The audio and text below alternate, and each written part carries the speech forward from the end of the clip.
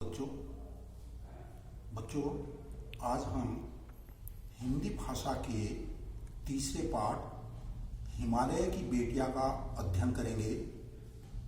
इस पाठ के अंतर्गत भाषा की बात अर्थात कुछ व्याकरण संबंधी कार्य करेंगे। सबसे पहले द्वंद्व समास। बच्चों, द्वंद्व समास में दो शब्द होते हैं, बीच में से और शब्द का लोप होता है और शब्द की जगह डैश अर्थात सामासिक चिन्ह लगा होता है। समास करने के बाद जो शब्द बनता है उसे समस्त पद कहते हैं और उसे अलग करके जब हम लिखते हैं तो उसे समास विग्रह कहते हैं। जैसे छोटी बड़ी, इसका विग्रह हो जाएगा छोटी और बड़ी। यहां समस्त पद में और शब्द का लोप है और की जगह सामासिक चिन्ह का प्रयोग हुआ है, इसलिए यहां द्वंद्व समास है। दूसरा समस्त पद है भाव भंगी, इसका विग्रह भाव और भंगी। तीसरा समस्त पद माँ बाप, इसका विग्रह माँ और बाप। चौथा समस्त पद दुबली पतली, इसका विग्रह दुबली और पतली।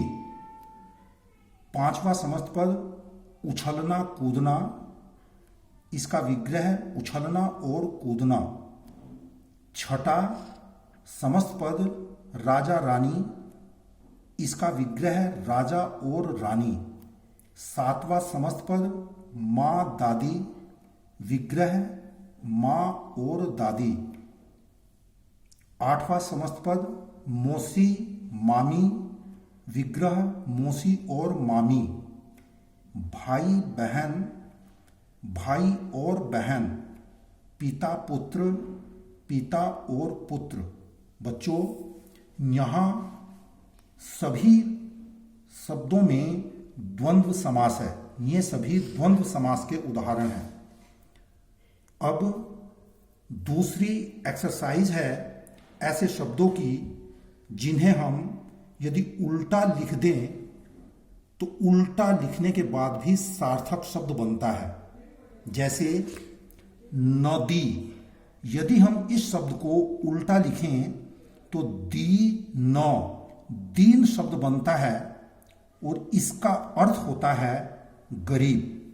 अब हम ऐसे ही कुछ शब्दों का चयन करेंगे जो उल्टा लिखने पर सार्थक शब्द बन जाते हैं। जैसे याद, यदि हम इसको उल्टा करें तो दया शब्द बनता है। खीरा, इसको उल्टा करने पर राखी शब्द बनता है। नीची चीनी, नाच चना, मरा राम, भला लाभ, राही का मतलब होता है बच्चों पथिक मुसाफिर। अगर हम इसको उल्टा करें तो हीरा।